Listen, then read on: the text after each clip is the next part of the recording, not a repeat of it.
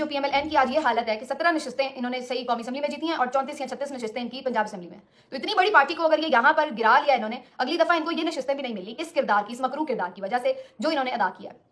और इनके पास वाकई ये गोल्डन चांस था। अभी भी सारा जो पीछे इन्होंने किया है ये सब भी बुलाया जाता। अगर अभी भी ये थोड़ी सी ग्रेस का मुजाहरा करते और जो आवाम ने मैंडेट जिस हुक्मरान को दिया है, जिसकी लीडर की झोली में डाला, उसको आने देते।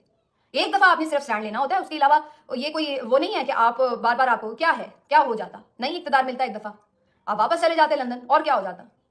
लेकिन ये जो इक़्तिदार की लालच और हवस है कि बेटी को भी वज़ीर आला जो मुसल्लत करना है और जी मैंने खुद भी इक़्तिदार में ना आया तो हमारे दोबारा से खुल जाएंगे मुकदमात, ये लालचें जो है इनको ये इनकी घुटनों में बैठ गई। और हालत आज ये है कि ये लोग अवाम में नहीं जा सकते, अवाम का सामना नहीं कर सकते।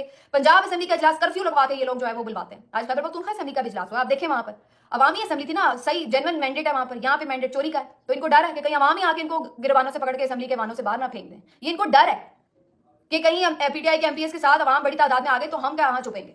ये डर उन्हीं लोगों को होता है जिन्होंने चोरी की होती है, इन्हें खौफ है। इसलिए ना ये मीडिया का सामना कर सकते हैं ना ये आवाम का सामना कर सकते हैं।